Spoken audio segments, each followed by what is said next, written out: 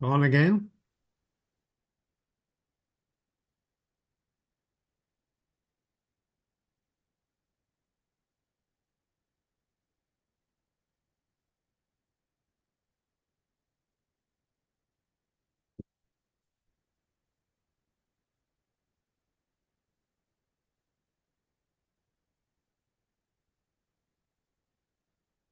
Hey, welcome everybody. Thanks for coming. There's a great number of people here today. So I'm going to cover a bit of background about the recent changes to the planning process that have impacted on West Berkshire, and also an update on where we are with the local plan process as well.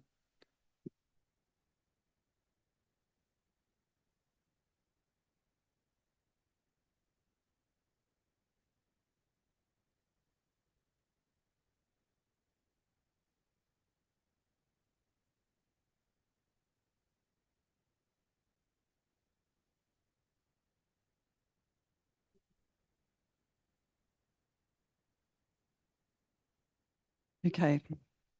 Does that sound a bit better? Sorry, there was a lot of feedback with using the other microphone, so I've just changed microphones, so hopefully everyone can hear now. So yes, I'll be covering the recent changes in terms of national planning reform, the implications for West Berkshire, local plan progress so far, going over the inspector's interim findings. I'll also talk a bit about site selection. I know there's a lot of people here who are very keen to hear more about the new sites that have been put forward. As we just mentioned, there is an examination in public going on, and so the level of detail that we can go into tonight is more limited. That really needs to be discussed during the examination rather than here, but I can give a high-level overview of the decision making and how we've got to this point in the local plan process. And then some of the next steps for the local plan too.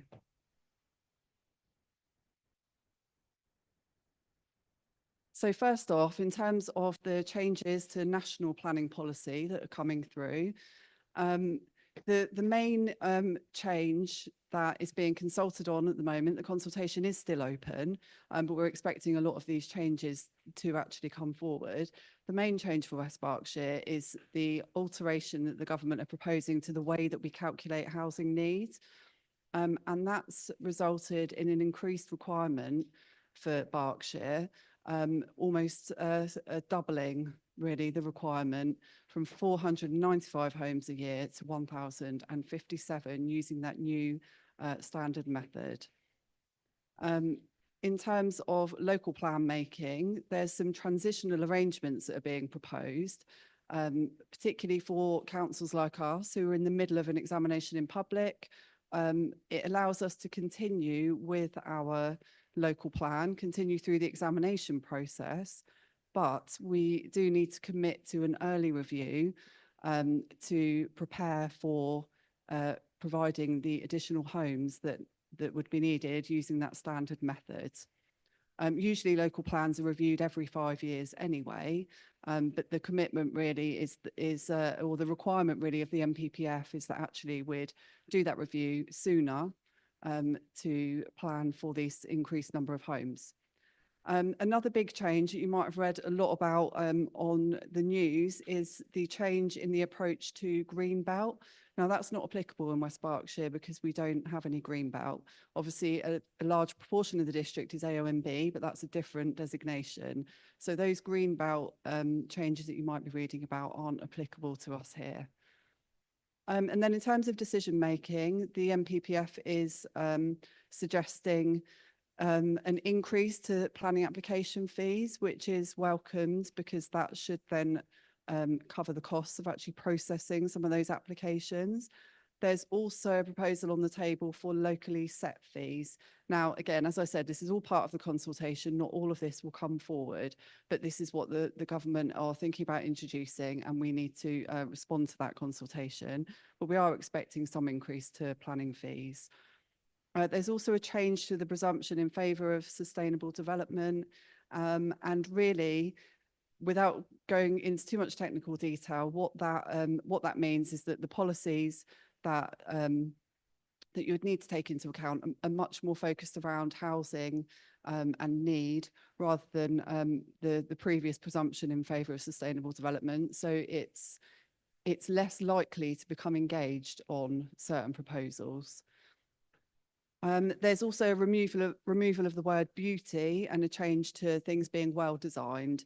I mean, that's not a significant alteration. It's just a change in wording. You know, planning is always very much focused around providing well-designed places, buildings, and spaces.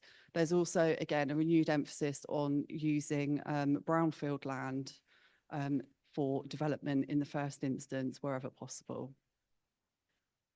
So in terms of how this has impacted us, I thought it would be useful just to give a bit of a recap on where we've got to with the local plan and what the local plan is all about. So the local plan is about planning for the whole of the district, and it's intended to set that vision over a 15-year horizon. There's lots of benefits to having a local plan in place, so that we can, you know, achieve that growth in a planned way and get all of the good things, the infrastructure, etc., that we need to support, you know, new housing coming forward, to encourage growth in the economy in terms of employment opportunities. And that creates some certainty, not only for the communities, but also for other stakeholders, investors and developers. And it helps us plan for the future as well, so that we can get the right infrastructure in place. And it allows that working with others as well to ensure that we've got the right infrastructure.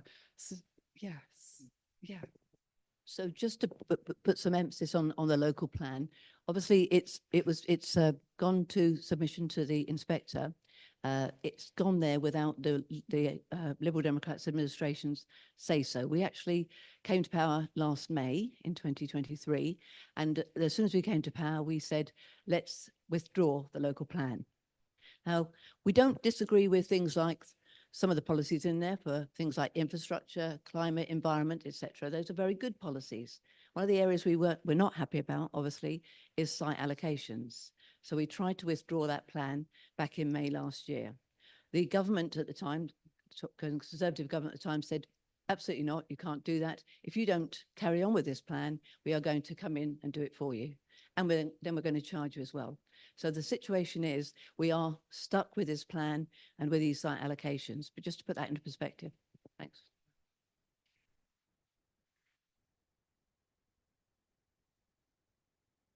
So this is a bit of a timeline here, just to give you an example of where we are in the process. The local plan has been in preparation for about the past 6 years. There's an enormous amount of background work that goes into producing all of the evidence to show why we've put forward the sites that we have, that you know, and all of that detail that you need, leading up to this point that we're in at the moment in terms of the examination in public, where that's where the inspector really tests some of our evidence. And for those of you who might have been involved in the examination or online, you would have seen the sorts of discussions and topics that we go through. It's part of the process of, you know, convincing that inspector that this plan is sound.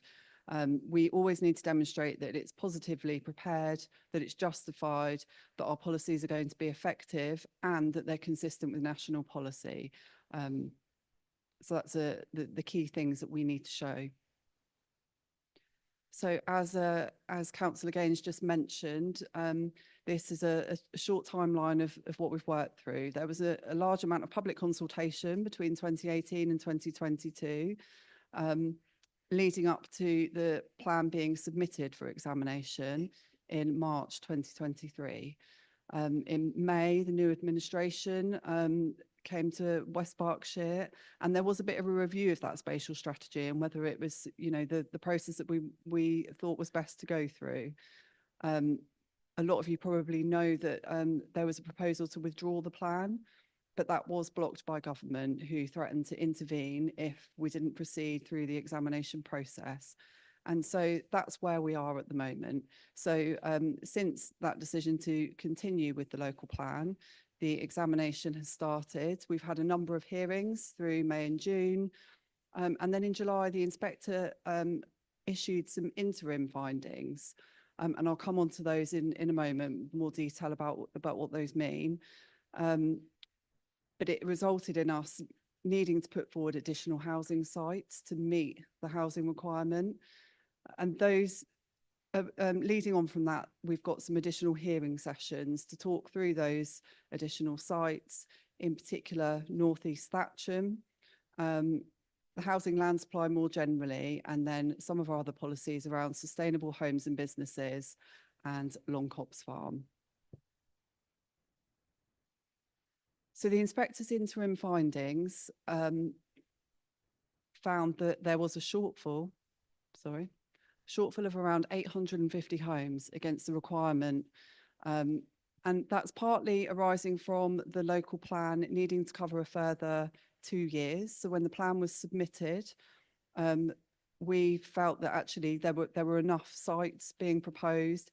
It was justified, it met the housing needs. Because there was a bit of a delay in moving forward, and the inspector also directed us to do this, the plan period was extended to 2041. So that then means that you need to find additional homes. And so that's one of the reasons why the inspectors noted that.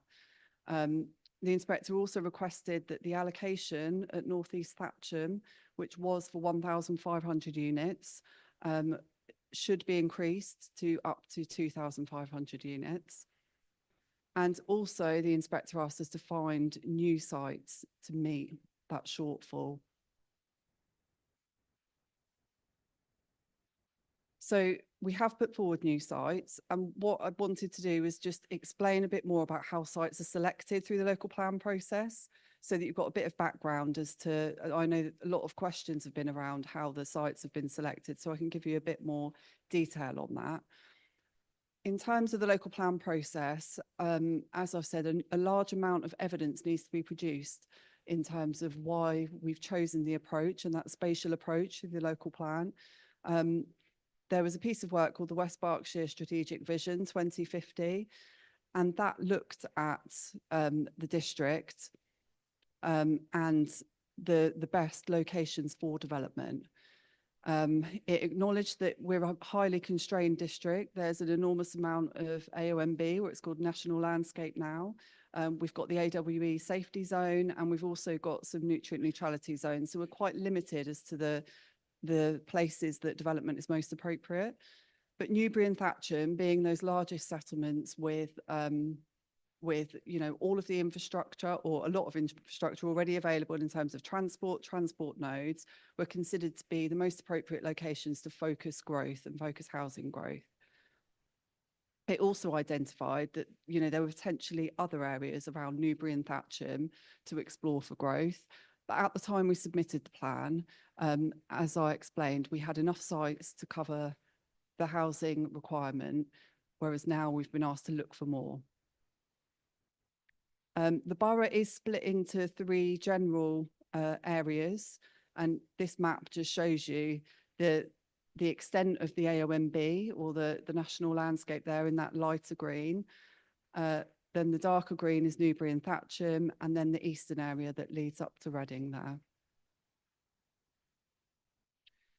So after the inspector's request for us to revisit all of the available and suitable sites, it was necessary to go over the housing and economic land availability assessment and review the assessments that we've been made. Sorry, that's just told me my internet connection is unstable, but hopefully that's still okay for everyone at home listening. So we were required to review all of those sites that we'd already assessed and establish whether there was any reason for some of those sites to now be considered suitable and available for residential development.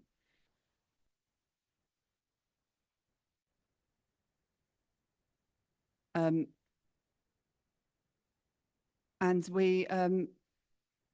there's a limited number of things that we can do at that point when we have to go and revisit. So we can only consider sites that have already been put forward.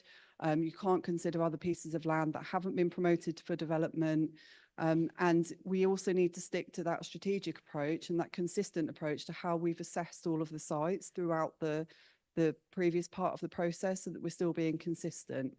And at the end of that process, we identified 4 sites that now are considered to be suitable and available for residential development. We've also had limited time as well. Councillor Gaines has just reminded me. So bearing in mind these findings from the inspector came through at the end of July.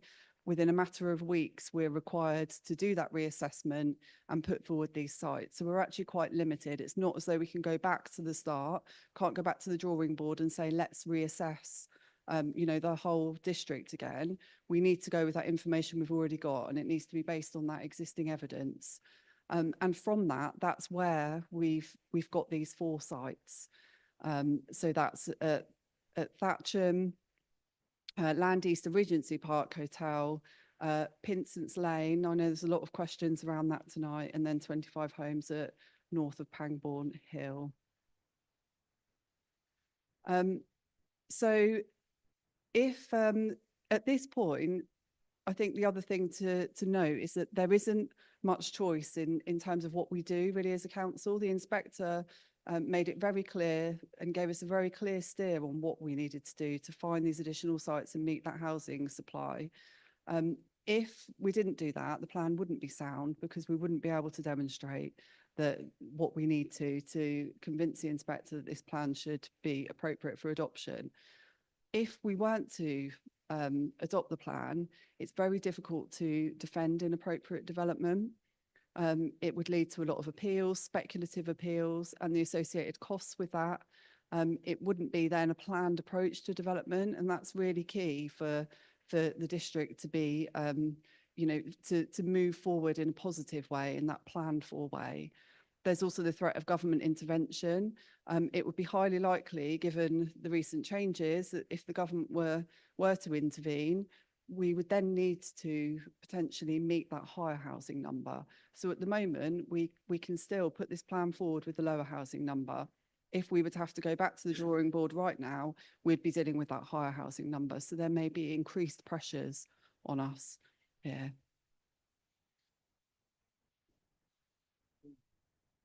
Yes, I mean, there are extensive amount of action points come through from the inspector. The whole process, when you're in that examination phase, is extensive. It's a lot of officer resource and time to go through all the information. As many of you know who may have already commented on the local plan and submitted comments to the inspector, we then need to go through all of those comments and take on board what's being said and respond. So I think, I can't remember the exact number, but I think it's in the region of 70 something action points from the inspector. And each of those do involve significant pieces of work. So it's quite extensive as to the work that we need to go through to get this plan to the point of being suitable for adoption and get through the examination process. So the next steps for the local plan, there are some more hearings proposed for the 1st, 2nd and 3rd of October. And then after that, we're anticipating that the inspector will issue his preliminary findings, where he'll be recommending a comprehensive set of modifications. There's been some modifications that we have proposed so far. The inspector will bring all of those together in a letter to us, asking us to make those modifications to make the plan sound. There will then be a public consultation on those main modifications. And once we get through that process, if the council choose to, that's where we would look to adopt the plan. And we're anticipating that that could be in sort of Easter time next year, April time onwards, to actually be at that point of adoption. It's still a bit of uncertainty because it really is the timetable set by the inspector. So we'll need to see how the forthcoming hearings and action points develop. So hopefully that's given you a bit of background as to how we've got here. I know there's been lots of questions that have come through about various sites, in particular Pinsent's Lane. As hopefully I've explained, that was one of those sites where, when we had to go back and revisit, given that now we've got a higher housing requirement, that was one of the most appropriate sites out of all of those sites in the housing and economic land availability assessment that was considered. There were no technical reasons to rule that out. And that was considered one of those sites that now needed to come forward. And there's further questions that I was just going to summarise the responses to that have come through, but then I think Denise as well, Councillor Gaines, you'll be covering off some of the answers too. So there's a query about how we're planning for gypsy and traveller accommodation, and that does come into the local plan process. There are some sites that are allocated. We are required to demonstrate a 5-year supply, and we do carry out a gypsy and traveller accommodation assessment regularly. We've had 3 in the last 10 years. At the moment, we're meeting that 5-year supply, but that will be kept under review again through the process of the next plan period. Did you want to add anything to that? Yeah. So we have a site called 4 Houses Corner, which was a gypsy site in the past. It's been redeveloped and it's having day rooms attached. So that's going to be 17 pitches. In the local plan, there's going to be Pacers Hill, Aldermaston. That's going to have 8 permanent pitches. But as Laura said, there's we have got that 5-year supply that we need. Thank you. So we've had a query about how would we go about planning for these for this vastly increased housing requirement. It's a difficult question to answer at the moment. We will be required to go into that new plan making process fairly quickly, as soon as possible. And we will need to be looking for opportunities about how we could actually do that here at West Berkshire. So at the moment, that is a bit of an unknown to a certain degree. Yeah. We will have to, obviously, because we've got the local plan going through, if the inspector does find it sound and we move forward, we will still have to start looking at a new local plan almost immediately, because we need to cater for those 1,027 homes that the government have now told us we need to find. We're hoping we're not going to be in the front of the queue for them to be looking for us to be working immediately, but we will have to start doing that. There's been lots of questions around infrastructure as well. Now, infrastructure, we've got various policies at the moment that require developments to contribute to infrastructure or actually provide that infrastructure to serve the development. And that type of policy will continue through into the new local plan as well. So that covers generally development across the board. In terms of some of our strategic sites, we will be looking more specifically at the infrastructure required for those sites, in particular for North East Thatcham. The inspectors made it very clear that we need to do a supplementary planning document.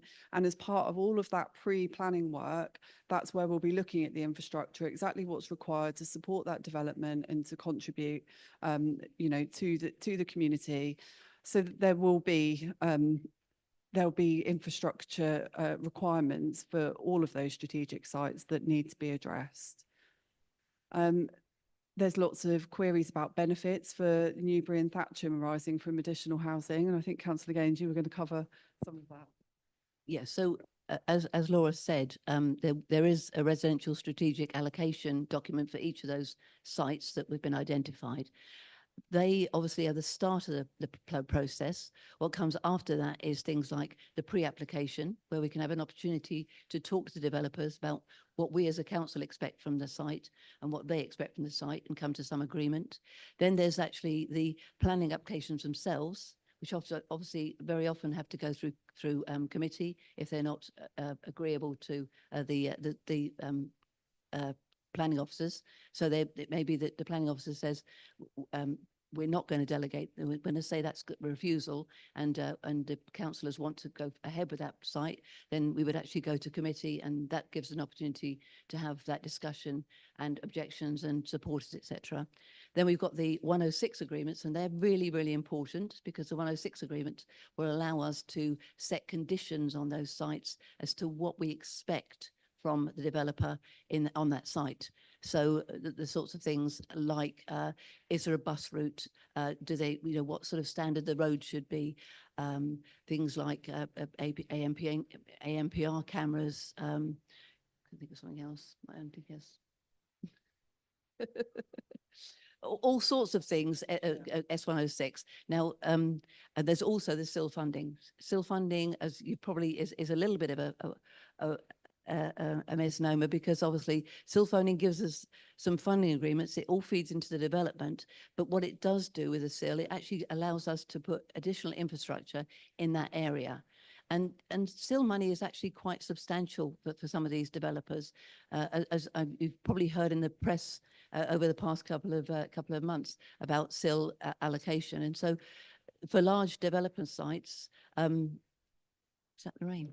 Large developer sites, there will be some substantial SIL money, which will allow us to do some infrastructure. That doesn't mean that we let the developers off the hook. They still have to put their own infrastructure in. They still have to do things like land transfers for things like schools. They still have to, and the benefit of having S106 money, S106 conditions, is that we can actually dictate to this developer when they put those infrastructures in place. So, for instance, we might say, okay, at occupation 50 of that house, we want you to have this in place. At occupation 250, we want this in place, and so on. So we can put those conditions in place, and we have the teeth, if you like, to stop the application, to stop the development if they're not complying to that. So we've got quite a lot of power in that respect when it comes to 106s. And so in terms of, there's been a few questions about whether level crossing improvements can be made in Thatcham. I think it's a long-term aspiration to try and come up with an improvement plan there. We're working with National Rail to understand what the opportunities are, but there's no, there's not much more that I can update other than that at the moment. That work and those discussions are still taking place. Finally, lots of questions around neighbourhood planning and how that aligns with the local plan. The local plan process will, if a neighbourhood plan is in place at the moment, if a new local plan comes into play, that would override some of the neighbourhood planning policies. And I know that's been a concern for some of the neighbourhood plan groups. But generally, in terms of working up a neighbourhood plan, the requirement is that it aligns with the council's and the local plan strategic policies anyway. So to actually get your neighbourhood plan approved through the examination process, it should be aligning anyway with the local plan. So it doesn't necessarily mean that all neighbourhood planning should stop at the moment. It may be a choice that's the way some neighbourhood planning groups want to go. But there is a slight risk that if it's contrary to the strategic policies that are coming forward, that actually you may need to update your neighbourhood plan sooner than you might have expected. And it needs to be in accordance with the NPPF as well, sorry. So yes, there'll be revisions. When there's revisions to the NPPF, you need to record a national and local planning policy. I had a question from somebody about second homes. Somebody said, my question about the housing initiative is, how does the council intend to ensure that any new houses are actually made available as family homes and not purchased as second homes or kept as vacant investments? Well, the short answer is we cannot. However, we have been given additional powers, which we implemented in April this year, to actually charge the homeowners additional council tax, depending on how long that house has been empty or how long that house has been a second home. So we have got those powers to do that. It's only a question of actually doubling or tripling or quadrupling their council tax, but we can do that. Unfortunately, the 4 times the council tax is only kicks in at 10 years, but nevertheless, we do have some of those powers. It's unfortunate, but people will buy second homes. People will keep their homes vacant. We are looking at an empty homes policy in the very near future, in the late autumn. So I think that's all the updates from me, and hopefully we've summarised some of those questions that have been coming forward. Councillor Gaines is just checking for some other questions that we might need to cover. Yes, we certainly can. Yes, yes, we can. Yes, we can take this. I'll bring that over.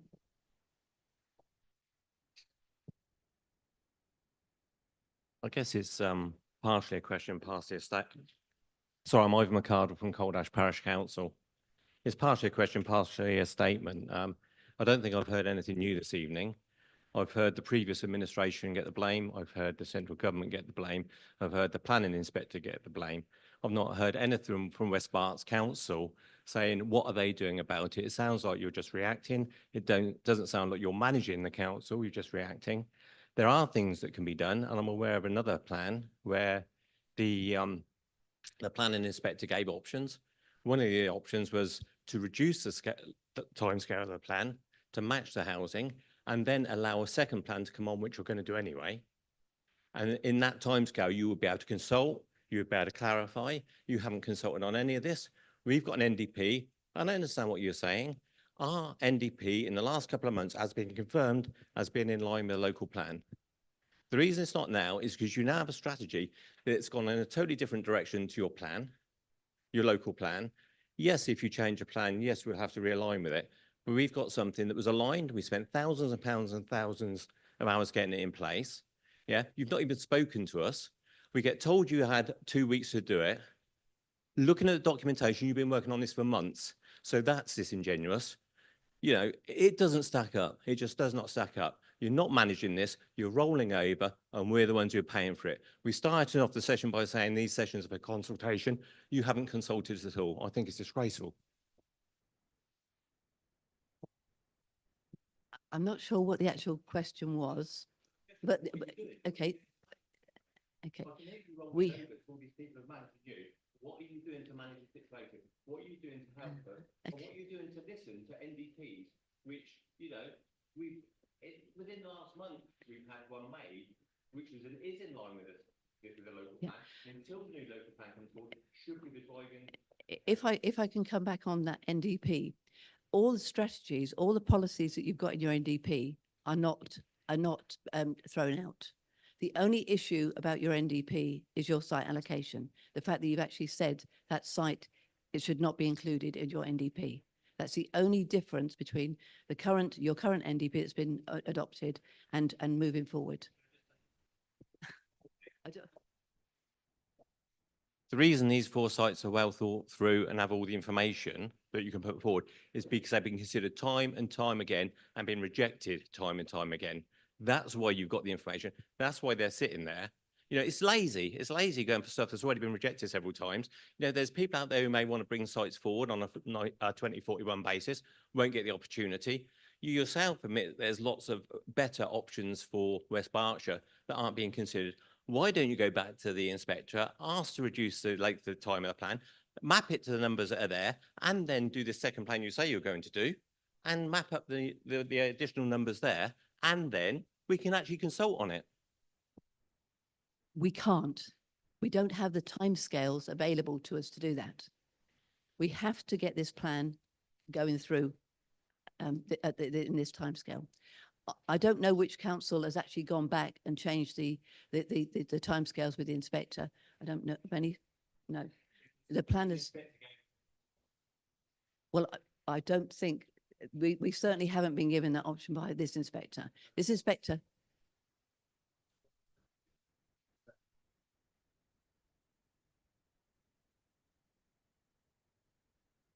So I don't believe that we've got that option. It may be that council, no, we were asked, we were told what to do by the inspector, and that's what we've done to increase the timescale.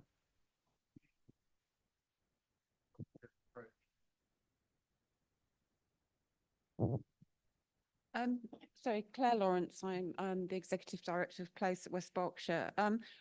We were directed by central government to progress with the local plan in line with the timetable that was set out by the inspector. In the event that we did not comply with that, clearly of the view that central government would have intervened. And if they'd have intervened, we, as a council, we would have lost all control over the plan making process. And it's highly likely that the number of sites that would have come forward and we would have asked to have, that there would have been a much less robust approach in terms of our policies to be able to influence that development.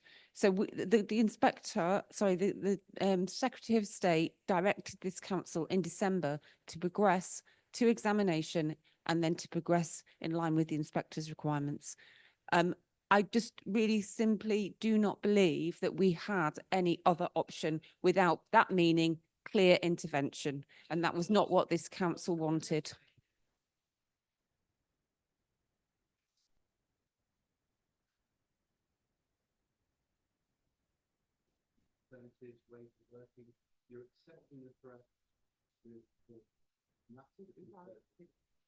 We're being directed. We're being directed that well, that's what we must do. We, as I said right at the very beginning, we tried to get, you know, sort of some dialogue going, but we've been directed by Secretary of State that we carry on with this plan. We cannot do anything else. And if we don't have a 5-year plan, we are likely, we open the floodgates to any developer coming forward. Yeah. There are ways of achieving the outcome without to say, okay, fine, we'll do anything you say. Just tell us and we'll put it down. That's being direct. Okay. Thank you for your question. Anybody else? Oh.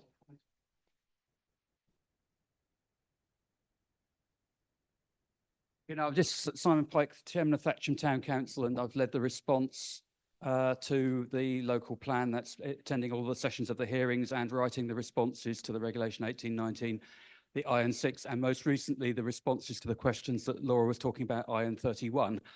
So I've looked at the documentation very carefully, and the inspector asked the council to, and indeed other respondents like the town council, to respond to a specific set of questions, and those specific questions did not allow for alternatives. So I had the choice. Town council has a bit more flexibility than the district council as to how it responded, and I had to look at how we responded. And I reached the conclusion that there wasn't any prospect of meaningful comment about alternatives because the inspector had phrased his questions so narrowly and his assumptions so specifically that there was little that you could do legitimately to respond to the questions as asked in any other way. That's unfortunate, but that was my interpretation of it. Just one other comment on that last one, and hopefully close that question down.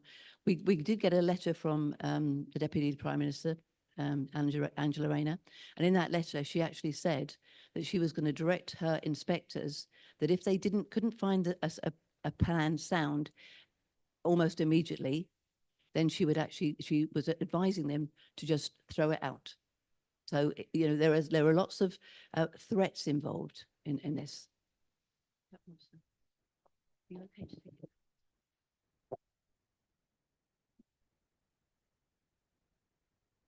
Madam Chair, Ian Goodwin, I am the flood warden for Cold Ash. So I am the man that basically for the last 16 years has tried to stop Thatcham getting inundated with mainly surface water and all the rest of it.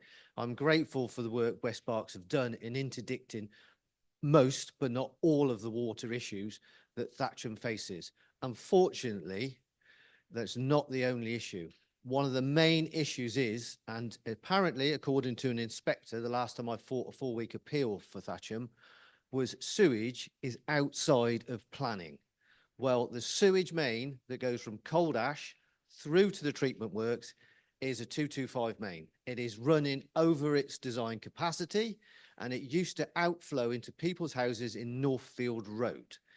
Because of the stormwater drain in Northfield Road at 1.2 meters in diameter, so basically that deep, Thames Water said they can't increase the sewer main. So what they did was they split it into 2 smaller mains to go around the main and then back in.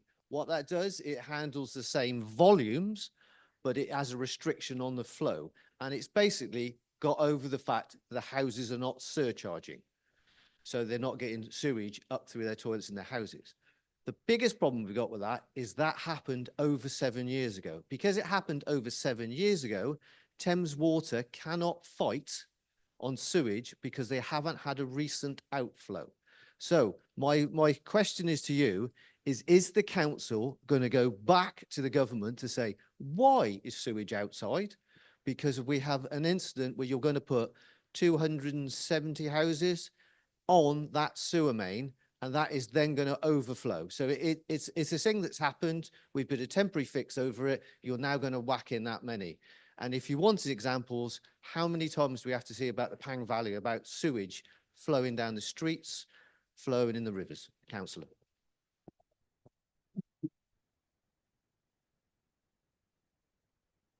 That was a very technical question. Unfortunately, I can't answer that. What I can do, though, is take that information back.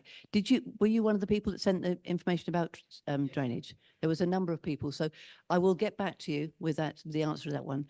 We did get some information from Paul Backers, who's our drainage engineer. Senior drainage engineer. So there are some information. We may have actually got your answer. Perhaps at the end of this, we can have a chat and see if I have. If not, I will get back to you afterwards. I'll give you my card.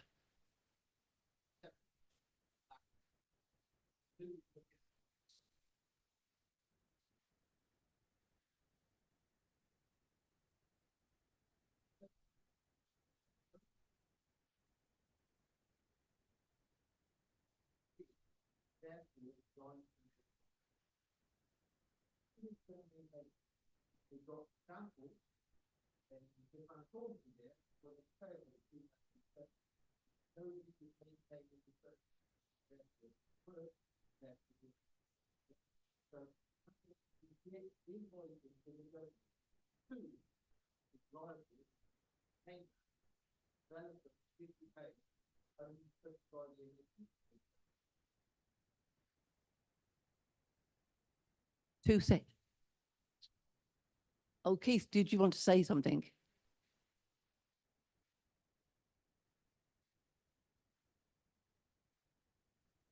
Water Management Act, then a lot of the problems will be solved.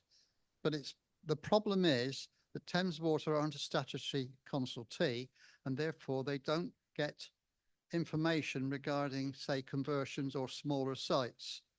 I've asked the question, but no one will give me the answer, is has Lower Way exceeded their permitted discharges, and have ever any storm overflows happened during dry weather flow conditions?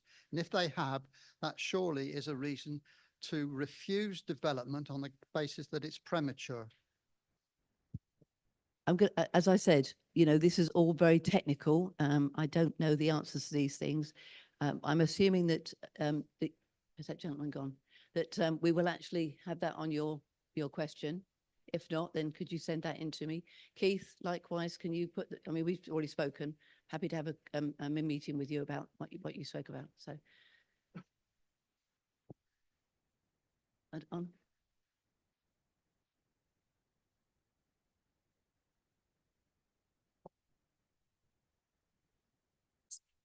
Paula. As another flood warden,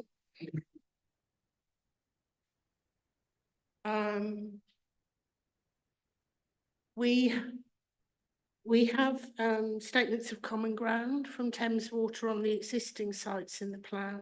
So I'm assuming we will get statements of common ground on the new sites. But what you haven't mentioned, which was in the main modification, is a thing that locally we're already calling Blognon, which is the broad location of growth north of Newbury. And there is no, Thatcham has a surface water plan, it's had it for a long time. There is no surface water plan for Newbury. We have a 401 site at the moment where the SUDS did not work on its first testing, and it hasn't worked all through November to April flooding from the River Lambourne this year. So this matter of sustainable drainage and making sure that I attended a session and we've got more strengthening in the policy SP6 which the wording's been strengthened, but we've really, because we've had flooding downstream of these sites and the Blognon sites are all on watercourses coming off the hills, we really, really have to get this right.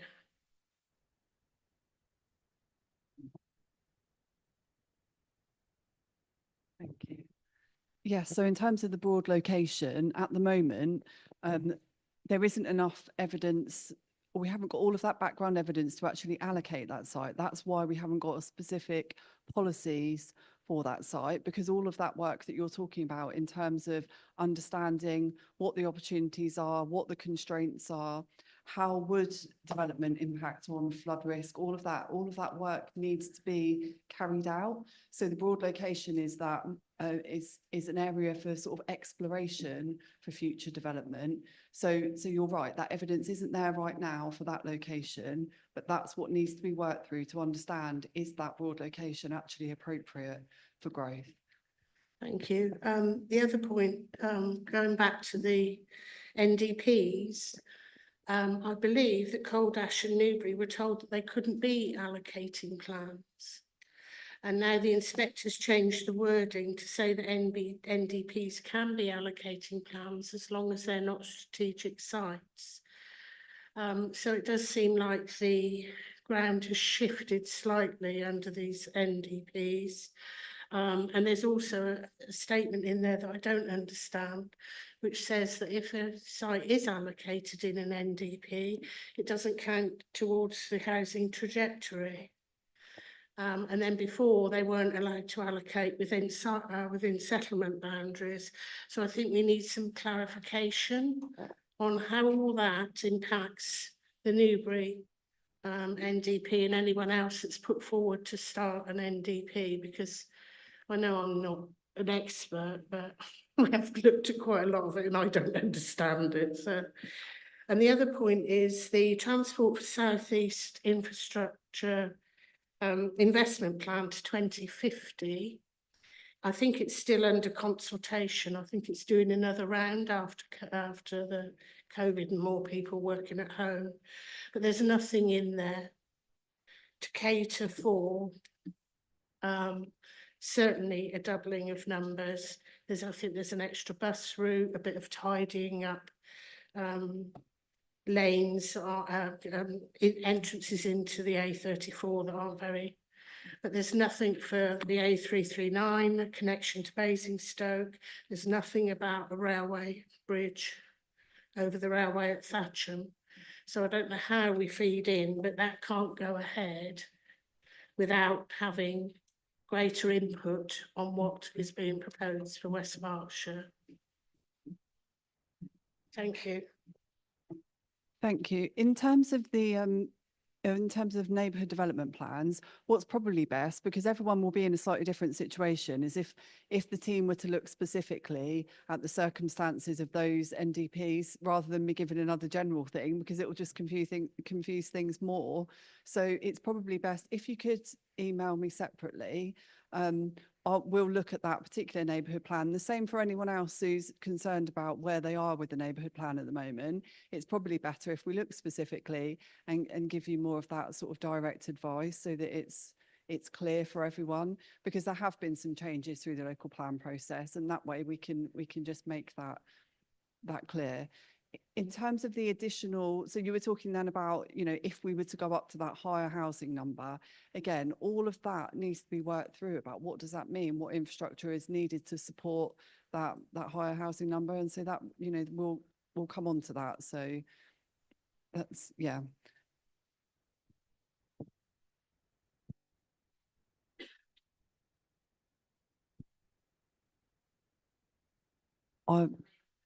I will, and I'll speak to our highways team about that. They'll be able to, the transport planning team will be able to give me a bit more detail on that. So in terms of what we need to do to respond to that consultation, the council usually, create a response on behalf of the council that will go off by the deadline. We're working on that at the moment. anyone, I believe, can access that consultation through citizen, Citizen space. yes. It's 100 questions. Yeah. And you don't, when we had the major consultation on the flood and coastal erosion risk management plan, I was the only person from West Berkshire that responded to that citizen space consultation. They look a bit daunting, but you don't have to be able to answer all 100 questions. If you've got thoughts about the NPPF, then I would encourage you to put something in. You'll find a space in there somewhere to say what you need to say. And these consultations are all completed by developers and councils and everything. And the more citizens that can give their views, the better. So I'd really like to see a nice big response this time from West Berkshire. Thank you. We're actually going to respond to the chat questions via written response, mainly because there are quite a few of them, and we haven't moved on to the next part of the evening, which is actually Elise. I think it's Elise next, isn't it? Elise talking about the environment. Oh, it's Lee. Sorry, it's Lee Goodall talking about our planning portals. We'll do that most definitely. Right, okay, we're going to send the link to everybody, are we? I think we've got most people's email. I believe so, yeah. So what we'll do is we'll, anybody that wants the responses from this evening, if you've given your email address at the back there, what we'll do is we'll send you the link to the website with all the questions from this evening. And some of the questions that we've actually had as well, because we did have a lot of questions, but a lot of those questions were repeat, and some of them are actually exactly the same, even exactly the same wording. So I think there was a number of people who copied other people's questions, and so it was difficult to sort of try and sort them out. So Lee, can I just pass it on to you now? Are you going to use that or this? I'm going to try this and see if it works so we don't get any feedback. Here we go. Laura, if you could stop the share.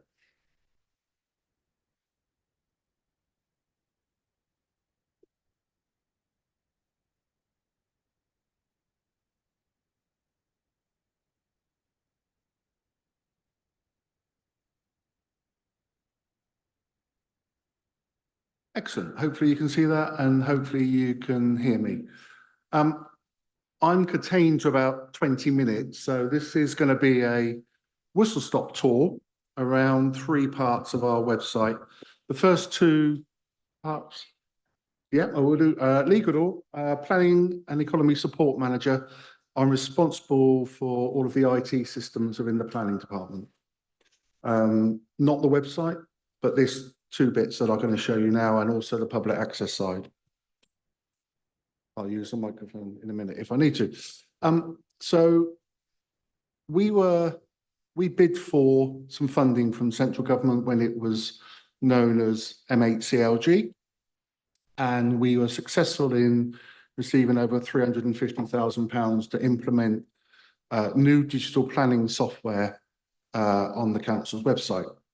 This is the first 2 parts of it, and we are going to expand it further over the next 2 to 3 years. So what you can see on the screen is linked directly into our website. It's live, and this is a process that will tell you if you need planning permission. I'm not going to go through all of them. I'm going to allow you to have a look on the website. I'm just going to explain in a little bit more detail about what this will do for residents within West Berkshire. This is effectively going to go through a process. It will ask you what development you want to put in there, if you want to extend, if it's a new build, etc. It will ask you to plot. The system will then look at the constraints around the property, and part of this project, which I'll come on to in a minute, will enhance this product. It will then ask you a series of questions, mainly yes, no, and towards the end, as you get to it, it will tell you if your project requires planning permission or not. So why are we doing this? To reduce the need to contact the duty planning officer, and to also allow residents to hopefully get to a decision where they're not having to submit an application where they didn't need an application. The extra bit that we're adding to this, and we're trailblazing this in the country, is we're currently going through every planning application from 1974 up to present day. And we're looking for where permitted development rights have been removed from either a whole site or an individual property. And we are going to replicate the conditions. We're then going to spatially map them, and then it will be available via our website and also via this platform as well. We will be the first authority in the country to do this. And just to give you an idea of how many applications that is, it's about 74,000 approvals. This is from 1974 to 2000. It's a manual process because all of those records are put onto microfiche. We've had all of those records digitized, and all the information is now available on our website, but it's not available in the system. So we've got some temporary resource. We're using the funding for this to map every property that's had its permitted development rights removed. And we're in a race with Tewkesbury at the moment. I'm not sure where they are. So this is the find out if you need planning permission. What we've also got here, if I can move this as well. Bear with me. I'm just going to close that one down. The system will let me. We've also got the report a breach. Let me just click this and see if I can move that. Here we go. So this is a new service. This is also part of Plan X, and this is for reporting planning breaches. So currently we receive those in various ways. And it's our intention to use this service for all reporting of all planning enforcement breaches. The reason for this is this system is interactive. So what it actually does, it will allow you to upload photographs, documents, and it will allow you to plot the site as well. So I'll quickly go through this just to show you exactly what it does. Okay, there's a front screen there that will basically tell you what we can and can't investigate. We then reinforce that again on the next page, what we can and can't investigate. So hopefully that's then going to filter out some of the inquiries we get that we can't deal with. Once you're in, it then asks you what you're reporting. So we're always looking at potential planning breach, okay? And we will tick that box. If you tick any one of those in here, so like a property boundary, the system will tell you that that's not an enforcement matter. Okay, so it's nothing we can do on this. We then go and report the potential planning breach. Okay, and then we pop a postcode in. So we use the council offices as a site. Okay, it will then ask you for an address. Okay, the option there is if you don't have an address, it will take you through to a map. So we'll just use the council offices. And what it will now do is it's now going to confirm that property, and then it will say, is this the council? Well, it's not. So I will quickly redraw this. Okay, so we're going to say that it's in there. So it's as simple as redrawing. I will make this as quick as possible. Okay, so we just say that it's in there like that. Once I've drawn it, it will now look at all the planning constraints. Okay, so it's telling us here that we're in a conservation area. If it was a listed building, it would tell you it's a listed building. If it's near SSI, or if it's an AONB, the system will tell you that as well. We are adding constraints into this as we go through. We then say that 50% of the work doesn't require planning permission because of permitted development rights, and that will link through once we get the data to the permitted development rights layer that we'll have. And then it will take you through a series of screens. Okay, you can't go past without entering some contact details because we do not investigate anonymous complaints. So you have to enter some details in there. Once you go through, it will then identify, it will allow you an option to upload photographs, documents, and then there's a free text box for you to add anything that you want to. When you get to the end, you hit submit. That's then emailed a copy to you, and it's emailed directly through to the team. The next part of this process is it will link in with our back-end software provision, and it will automatically enter that on the system, and you will get a reference number emailed back to you by return. That hopefully is going to come to fruition in, I was going to say 12 months or so. Once we receive it, it's registered on the system, and then the normal enforcement process will go through, and it'll be investigated, etc. This is a lot quicker way, instead of receiving information from different forms and varieties.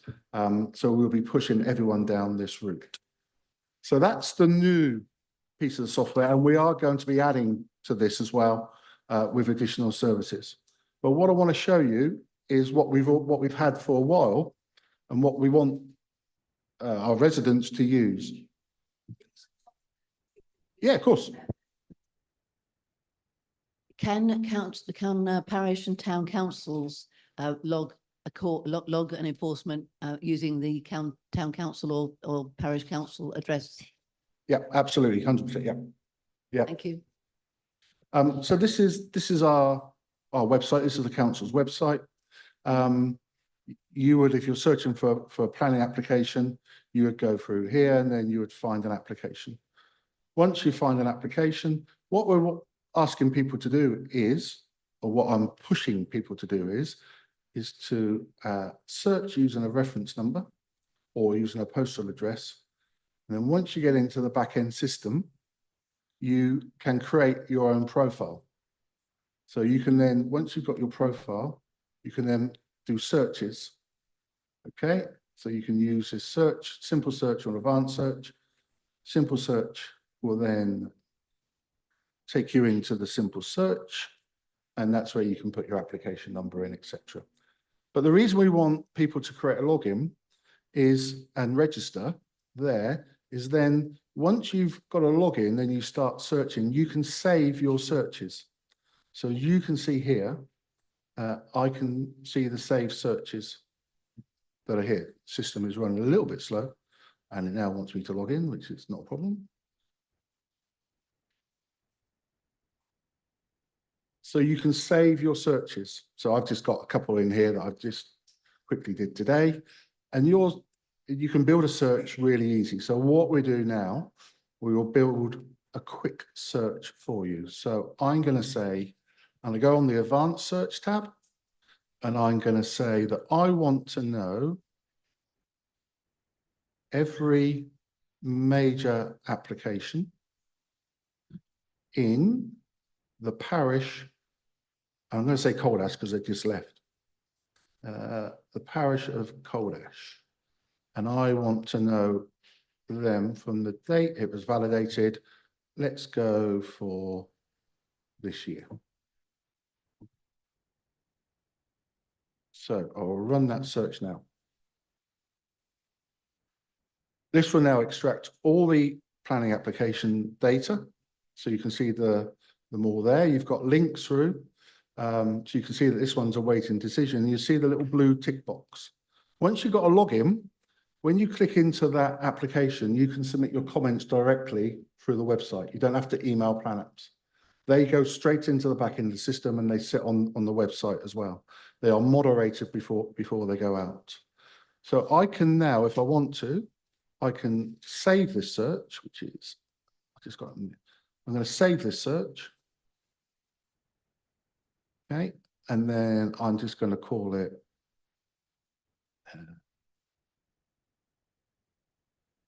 Coldash. Okay, and then I'm going to tell the system I want to be emailed.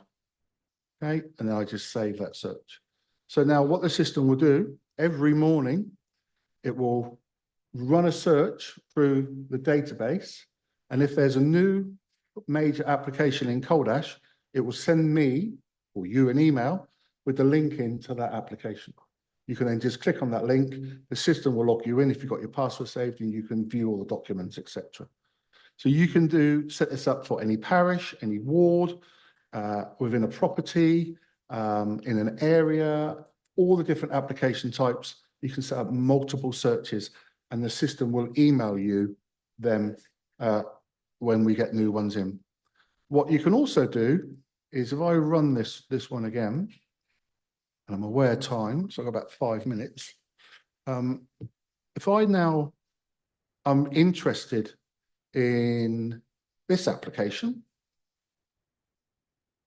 what I can now do is I'll open that application up, and then over here, I can track that application. Once I click track that application, this now adds it to my profile, and any changes in status to that application, you'll get an email to tell you what's happened to the application. So it could be that it's going to committee, could be that's about to be decided, it could be that there's amended plans been submitted. You'll get notified of that application, any changes to that application. Yeah. Yep. And I'm just conscious of time, and I think there's quite a lot of detail here. Maybe, do we have user guides for these Yep. things?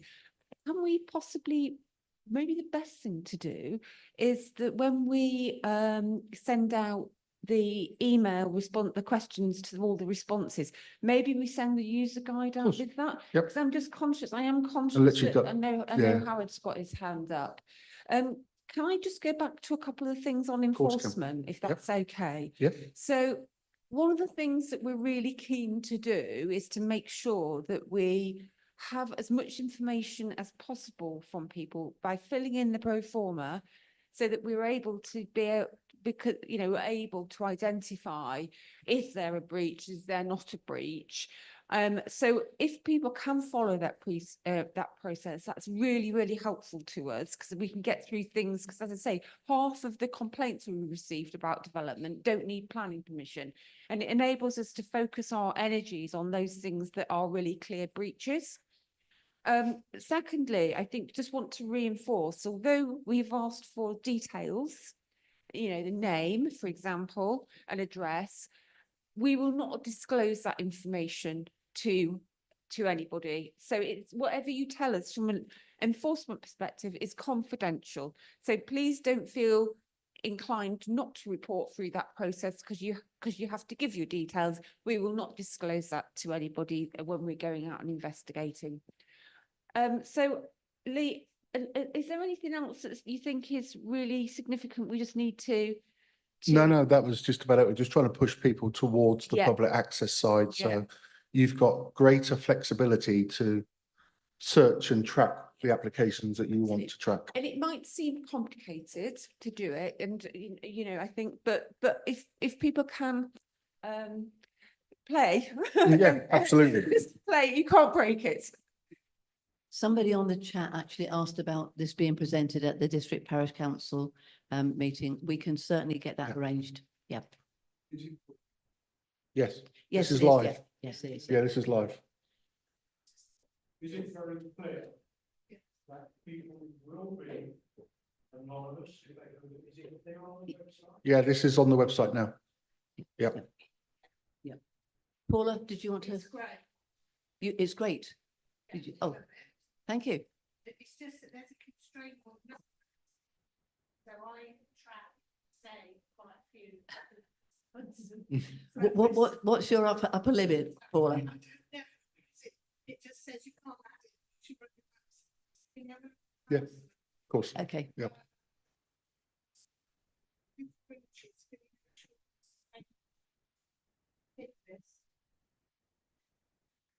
I think it is, yes, but I will check. If it,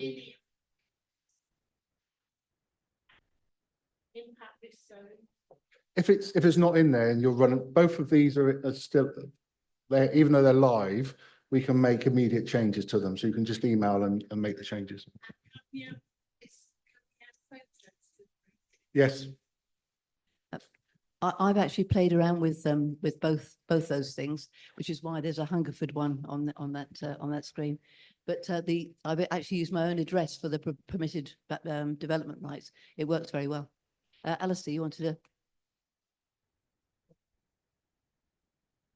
Yes, you can, yes.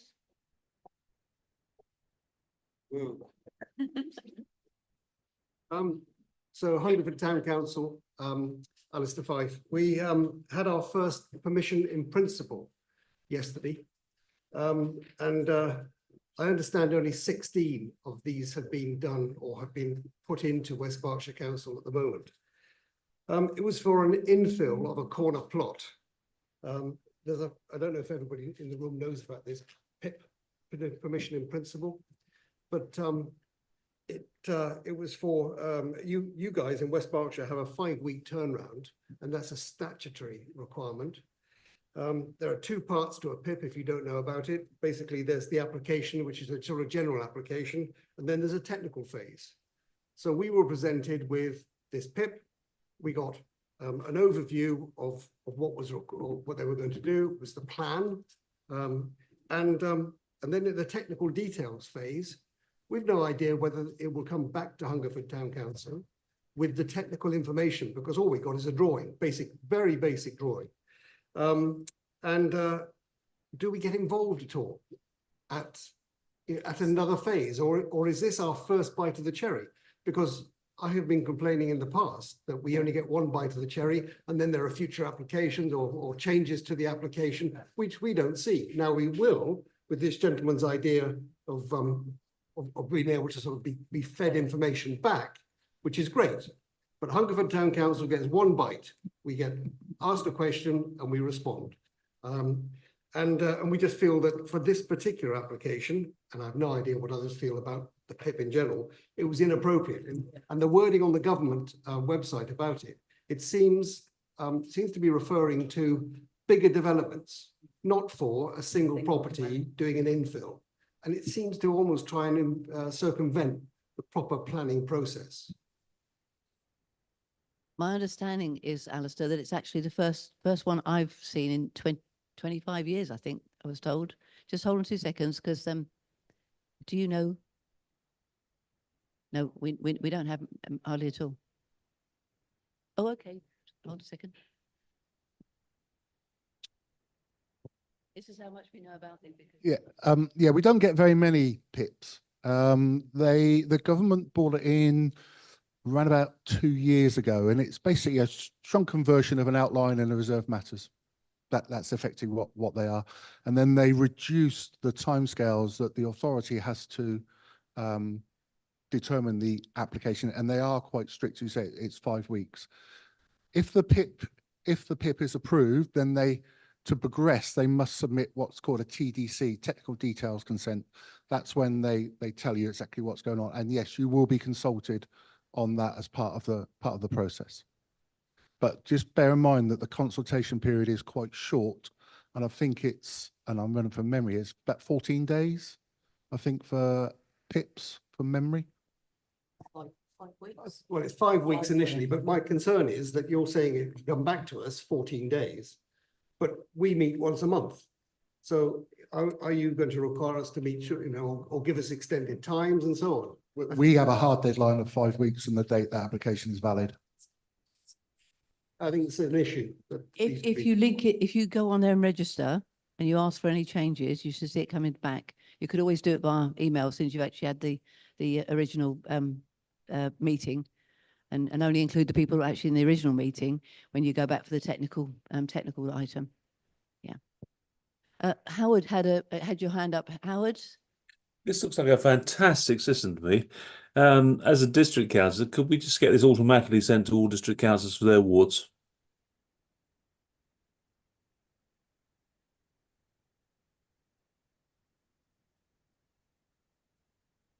We were already.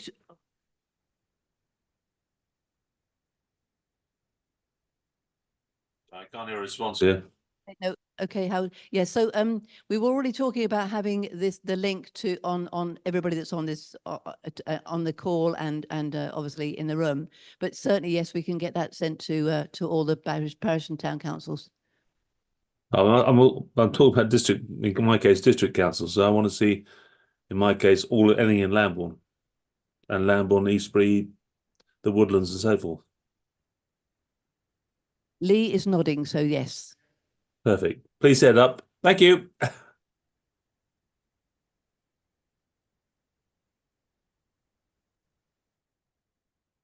Hello, good evening. My name's Chris Marriage. I've been around this block 3 or 4 times in the last 50 years. What I thought we were here to talk about is where we're going to tease out where 10,000 houses are going to go at least between now and 2041, and where we might have to find 17,000 houses if Angela Rayner keeps knocking on the door in West Berkshire. And so I would suggest that the way I get the drift of conversation going is that the planning officers are all looking north of everywhere, north of Newbury, north of Thatcham, but there is land available south of Newbury, probably south of Thatcham. If you're ever going to get a railway bridge built, you're going to have some development south of the railway line. And I think this is what we're hoping that you will take away and get some consultation quite quickly, even if you've got to email everybody in the whole of West Berkshire to say, if you're concerned about this, please tell us what your views are. And I thought that was partly the purpose of this evening.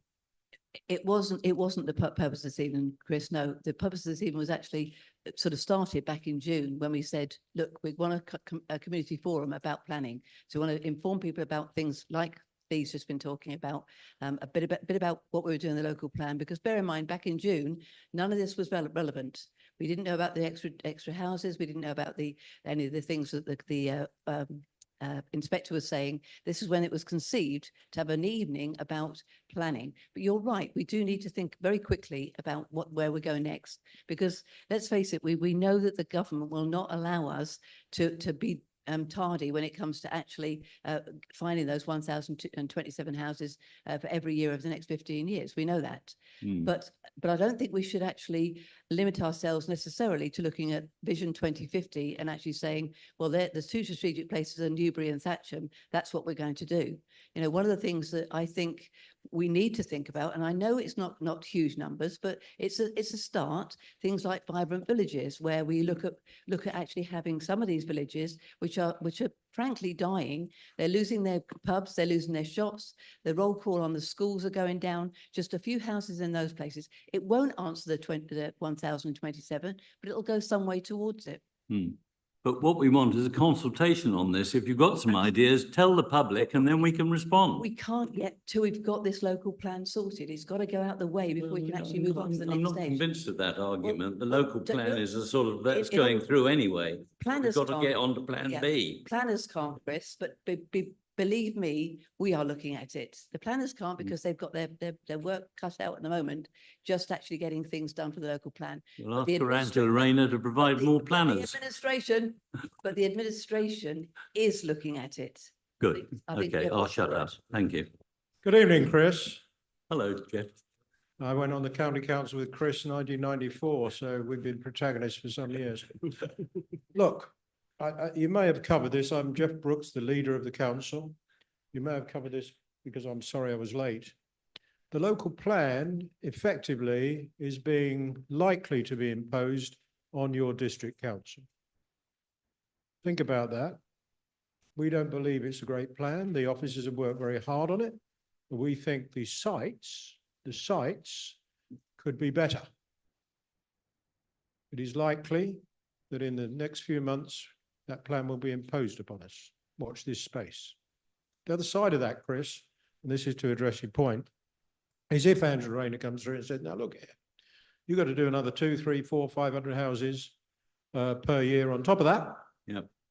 Then clearly we will have to do the measures you've suggested to go out to people, including developers, looking at land and saying, where's the best place for them? So I think we've got a 2-stage process here.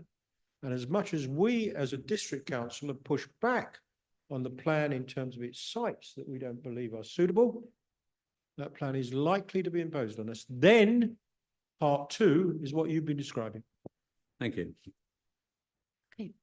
We're going to move on to the.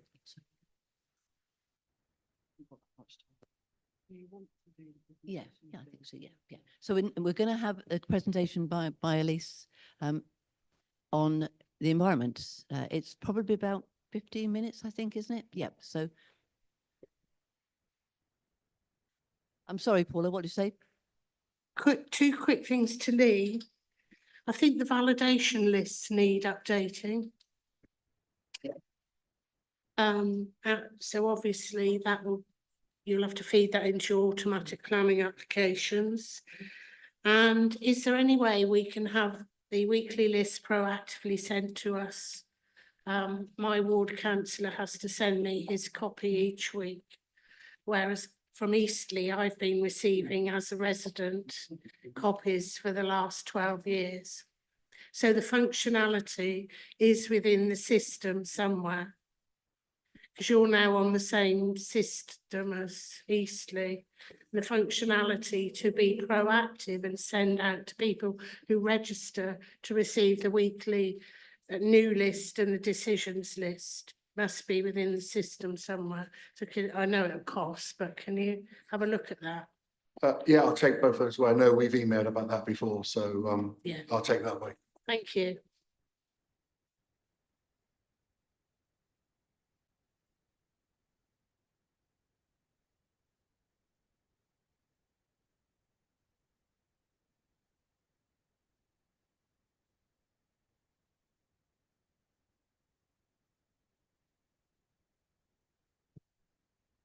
Local accountant, thank you. Has the rules under the new provisions changed the rules on AONB, please? Not at this time, no. We've not heard any, no. We don't think so, because the indications are that the green belt element is being changed, and they've introduced what they call the grey belt, which is fairly low level, low value greenbelt land. We haven't heard anything about OAMB at the moment, no, but we will obviously keep people informed if that's the case.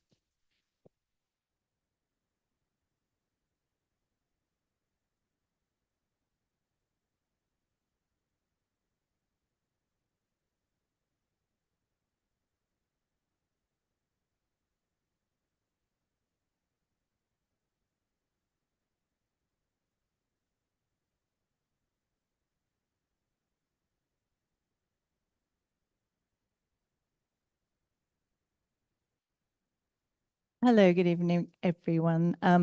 Thank you for waiting to get to this presentation. I'm going to talk to you a little bit about some more general things in terms of environmental planning considerations. My name is Elise Kinderman. I'm the team leader for a team called the Place Team at the council, and I will go into a little bit about who we are. So the Place Team is not an acronym, actually. It's just a term for a couple of the teams that cover archaeology, conservation, ecology, landscape, and also minerals and waste. So essentially, we're a broad team, and we comprise subject experts in these areas, and we give advice on planning applications, policies, and other relevant projects. And we sit within Laura's department. And I just wanted to take us through back to basics, really, in terms of why we're here, why we do what we do, and what we're trying to achieve, which is sustainable development. And you're probably all very, very familiar with the term that was first defined in 1987 in the Brundtland Report, commissioned by the UN. And that is development that meets the needs of the present without compromising the ability of future generations to meet our own needs. And this is further expanded in what the National Planning Policy Framework, paragraph 8. And it essentially outlines the 3 overarching objectives that sustainable development is trying to achieve, that being an economic objective, a social objective, and an environmental objective. I've just highlighted environmental because those are the sort of things I'm going to be covering in the presentation. But I thought it was just important to highlight that there are three things that we're trying to achieve ultimately, and it's all in the balance of what we're trying to do when we make policy and make decisions. So a bit more about the economic objective. So this is about, the NPPF says it's about building a responsive and competitive economy, having sufficient land in the right place at the right time, and identifying and coordinating the provision of infrastructure to support societies in the way that we need it. Also, there's a social objective, and this is about supporting strong, vibrant and healthy communities, providing sufficient number and range of homes, creating well-designed, attractive and safe spaces, and including sufficient open spaces within that, and supporting communities' health, social and cultural well-being. And of course, particularly for us, it's about the environmental objective that we're trying to achieve, which is protecting, enhancing the natural, which does involve the natural, built and historic environment, making effective use of land so that we can maximize the benefits of the trade-offs that we have to make, and conserve natural resources where we don't have to use them. It's about improving biodiversity, and we're going to talk a bit about that in a bit more detail.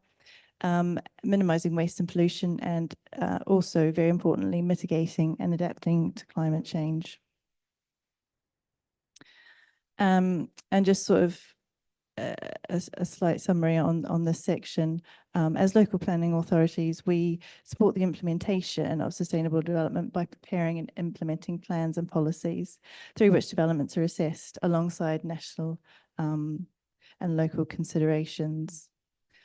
So in terms of what I'm going to talk about now, I'm going to move on to some of the specific environmental objectives that have been introduced recently for planning. And one of those, which I'm sure you'll be aware of, is what's called biodiversity net gain. And this has been introduced earlier in the year. And it is a new approach to development that aims to create and improve natural habitats, leaving them in a measurably better state. So that measurable amount is being defined by the government as 10%. And it's been introduced in response to declining biodiversity in the UK. So developments must deliver a minimum biodiversity increase of 10% unless they're exempt. And I will come on to what qualifies as exempt in this slide. So as I said, BNG is now a legal requirement and applies to all development except these exemptions. So one is householder applications, so such things as extensions and whatever is contained within that definition. BNG does not apply.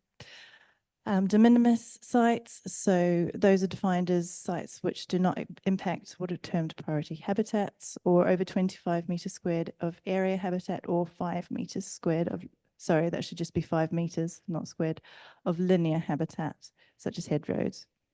It doesn't apply to self-build, although there is a number limit on that, so it's less than 10. If there are over 10 houses, then BNG would apply. It doesn't apply to what's termed a biodiversity gain site, and these are essentially sites that are undertaken mainly for the purpose of fulfilling biodiversity net gain for another development. So where biodiversity gain is the primary priority of the site. Not applicable to us, but high-speed rail, not applicable.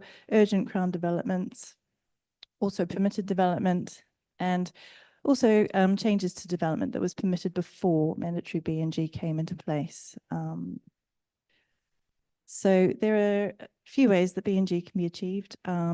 Obviously, what's the priority is to create biodiversity on site where the impact is being made. Then there is the option to create or purchase off-site habitat gains. And then lastly, biodiversity credits, which are priced prohibitively high to try and dissuade that being an option. Developers can combine all three options, but the BNG hierarchy applies. So we're actually currently looking at ways of of making this biodiversity net gain available to householders and businesses by looking at local landowners and actually looking at our own options and within that. So we are doing that to try to encourage more developers more development to actually have that biodiversity net gain. Yes, indeed. And yes, so they can achieve biodiversity net gain through a range of measures, but ultimately they have to follow a hierarchy of firstly trying to avoid the effects by providing the gains on site, and then looking at off-site creation, and then finally statutory biodiversity credit. So there is a hierarchy that is needed to be followed.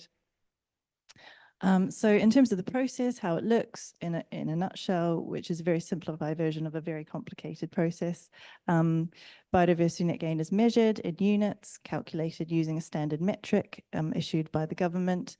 That metric is submitted with a planning application along with a habitat map and details of how the application intends to achieve the 10% net gain. If the application is then approved, a biodiversity gain plan must then be submitted and approved as well before the development can commence. So B&G plans must detail how whatever habitat is being proposed or enhanced will be secured and maintained for 30 years, which is the time limit set by the government. So that is all on biodiversity net gain. I should say these slides are all available to view over there on the display board as you came in as well. If there's anything that you want to just go and double check. I'm now going to move on to another consideration that is fairly new. It came in 2022, and that is nutrient neutrality, which you may or may not have heard of, depending on where you are. Nutrient neutrality is essentially an approach that ensures that additional nutrients from developments, and by that we're meaning mainly wastewater and or changes in land use, are no greater than before the development occurred. And it follows from a judgment from the European Court of Justice, where protected sites were failing to meet targets in relation to nutrients. The implication was that any additional development in those areas and that would also contribute additional nutrients were what is termed necessarily limited. So they were identified as being prohibited by the existing development from being permitted unless they could mitigate their impact. So where does nutrient neutrality apply? It is required for certain river catchments that are failing to meet their targets for nutrients. And in West Berkshire, this applies to the River Lambourne SAC catchment and also a small area of the Solent, which is in the south of the district. I'll show you some maps in a minute. So nutrient neutrality applies to all development that has the potential to add nutrients to these catchments. And it includes development that provides overnight accommodation, for example, housing and tourist accommodation, as that increases the level of wastewater. It also applies to changes in land use, for example, developments which add nutrients such as equine development or aquaculture are also captured. And these are the areas that we're interested in for nutrient neutrality. As you can see, quite a lot of the River Lambourne catchment is within West Berkshire. So that is the main one, although a very small area of the Solent in the very south of the district is also included. So how nutrient neutrality is achieved? Nutrients are measured again, like B&G, using a specific calculator. And once the amount of nutrients to be mitigated has been agreed, the solutions focus on ways to reduce the nutrients either on site or elsewhere within the catchment.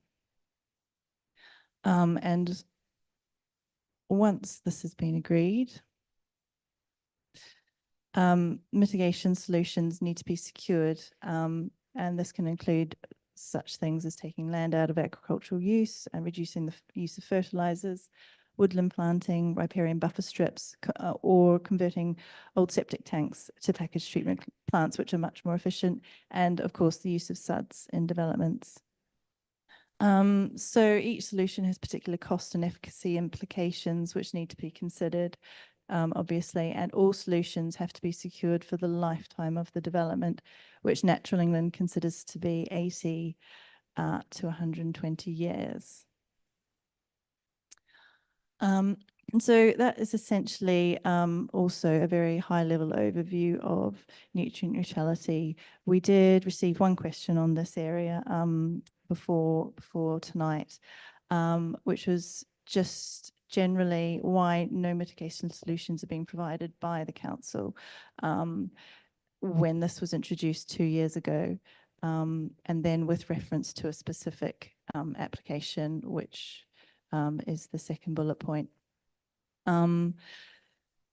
So in order to sort of answer the first question in terms of nutrient mitigation that is available, we have in that 2 years produced a scoping report, which has given us a range of options on which we can build. To look at more strategic solutions, we've also produced a bespoke calculator that's using more relevant local data than the national calculator. So we're expecting that to reduce the mitigation burden for applicants.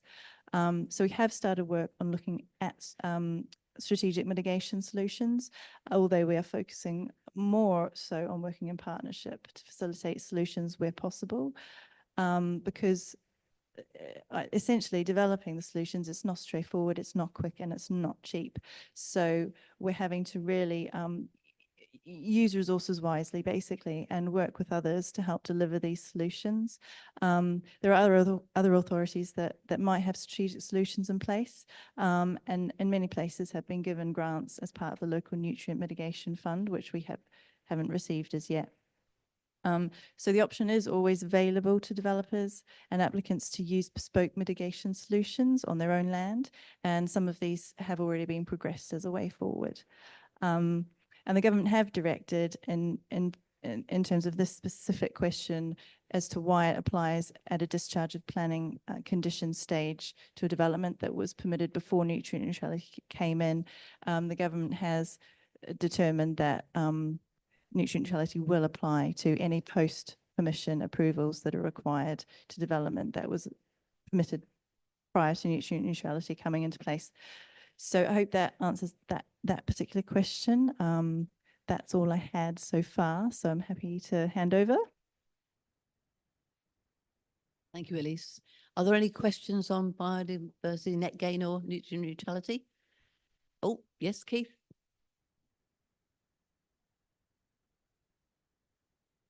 Two questions. Nutrient neutrality. Can this be done on developments in retrospect? I'm going to try and talk into this mic. That is the final point that I was trying to make, is that it does for certain developments. So development that was, say, permitted before nutrient neutrality came into effect, but still had to discharge a condition before it was implemented, would be captured.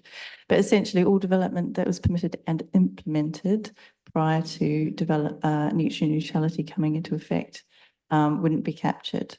But any new application on a particular industrial site would prompt a nutrient neutrality on the surface water outfall? Yes, indeed. And the other question is, I'm not whether it's covered in your brief, is I asked a question of a developer posing as a potential purchaser why he wasn't putting any solar panels on his house, on these houses.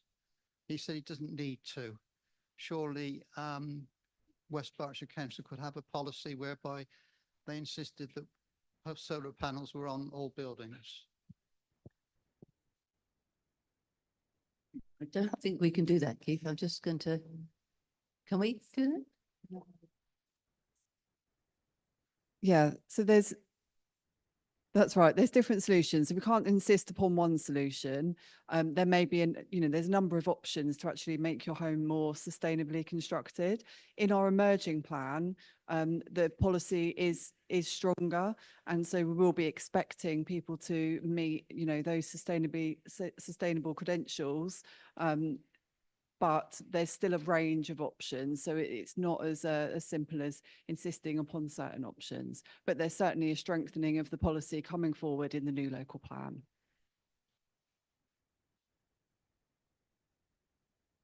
Just a quick question about what resources the council has to enforce these decisions. Yeah.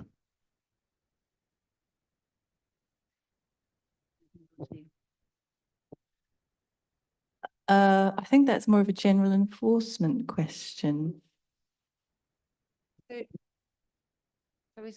So in terms of enforcement, I mean, essentially from a biodiversity net gain perspective and also from nutrient neutrality, unless they can demonstrate that something is deliverable to mitigate, then permission doesn't get granted.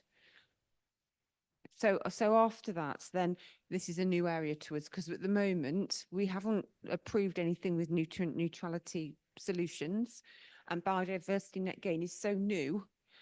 We're going to have to, I think, I don't know, Laura, do you know what the provisions are? Yeah, so monitoring needs to be carried out. So there's within, whether it's a section 106 or through the conditions that are going to be implied, there's a certain amount of monitoring that needs to be done for so many years. So how that actually plays out, you know, that's going to be a learning period for us. But we're putting things in place through section 106 agreements to ensure that we've got those monitoring reports. In some instances, there might be some checking that needs to be done by officers. But the structure is there, the framework is there for that post permission enforcement to happen. And, you know, we just need to work that into our existing enforcement structures and systems. Simon, do you want to say something very quickly? Well, I'll get you next. I was going to make some comments. I'm Simon Pike, the chairman of Thatcham Town Council Planning and Highways Committee.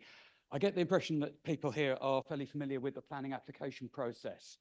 So I was just going to make some observations based on my experience in being a very active participation in this local plan process and the examination, given that we've heard that there's going to be a new one starting very shortly. So this might help you if you'll get more closely involved. So as has been said, the local plan is examined against 4 criteria of soundness, and the forms for Regulation 19, the last stage, make that explicitly. My experience is that the inspector follows that very closely. He does not consider whether you're proposing improvements to the plan to make it better. He's only considering whether it complies with those legal requirements. And therefore, if you want to be effective in your representations, focus on that.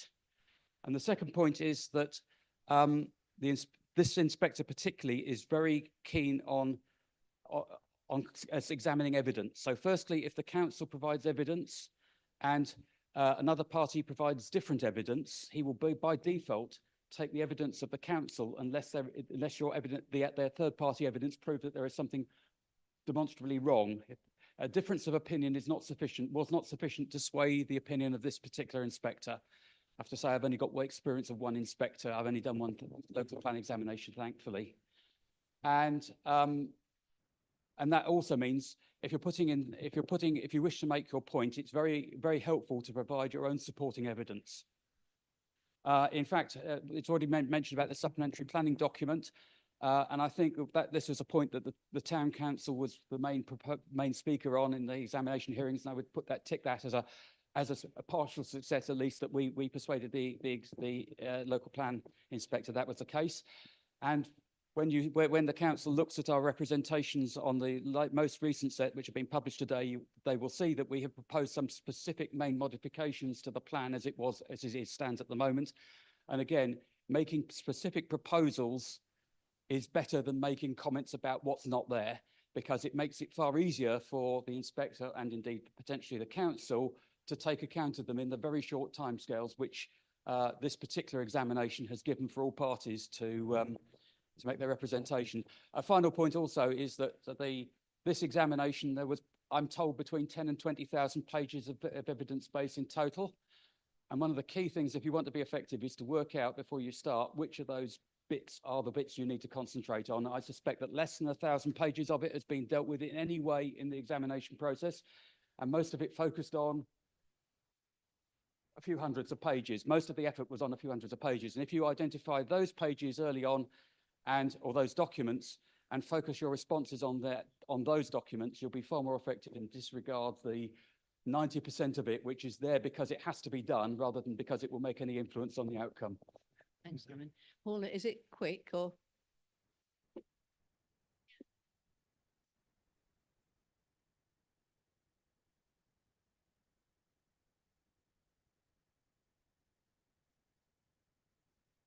Paula, it's Paula.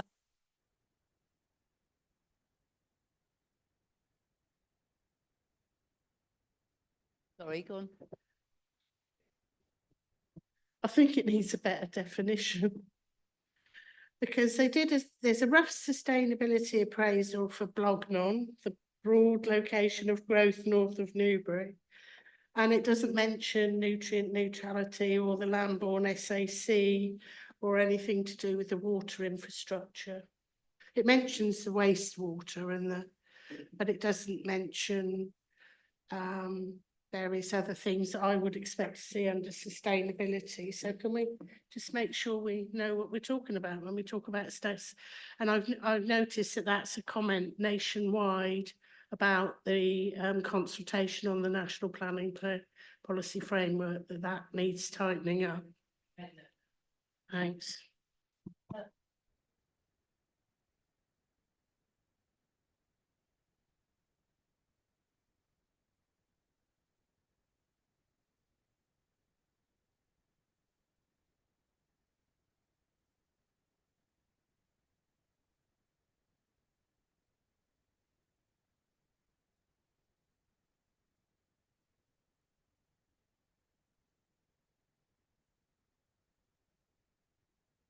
Yeah, so if any landowner has a site that they want to have as what we would term a habitat bank, which is where developers can purchase credits from, there's a process that we need to follow in assessing that and then agreeing that and then securing that. But that is essentially what we will be doing. Yeah. Yeah.